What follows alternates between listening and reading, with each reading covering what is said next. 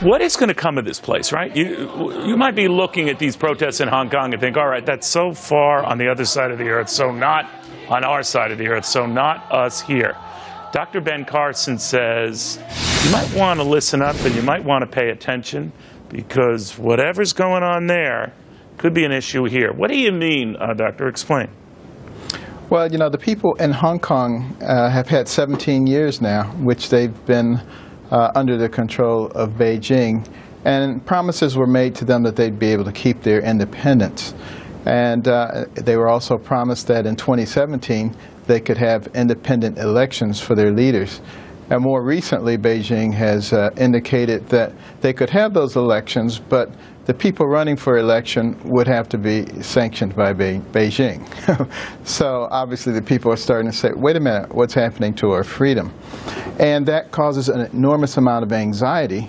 They're also thinking back to what happened at Tiananmen Square back in 1989. And this is occasioning a great deal of anxiety. In this country, we also have a situation where people are starting to become less trustful of the government. We have enormous financial potential instability because of the level of our debt. And the only reason we can sustain a debt of that nature is because we can manipulate money. You know, we can print money. What if we couldn't print money with that level of debt, not to mention all the unfunded liabilities? Well, the fact of the matter is, you know, Ben, we can, and we do, and we have, and we probably will continue to do so. So the experts I talked to on this tell Dr. Carson to take a chill pill. He has nothing to worry about. What do you say? Well, I've got more to add. We also have the threat of ISIS and other terrorist organizations that could impinge upon us.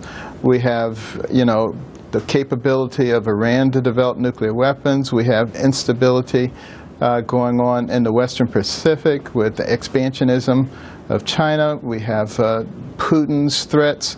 You know, there's a number of things going on around the world. When combined with what's going on here, all you have to do is think back to 2008.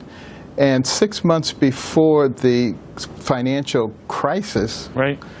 You know, things were pretty nice.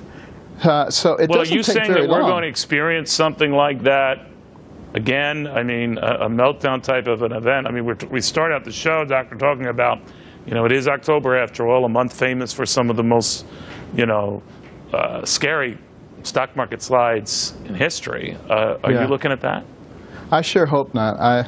I'm trusting in the stability of our system. We have an incredibly strong country. You must, you know, the. But you're saying a lot of folks say maybe what we're missing are strong leaders. Your name keeps popping up as presidential timber in one poll.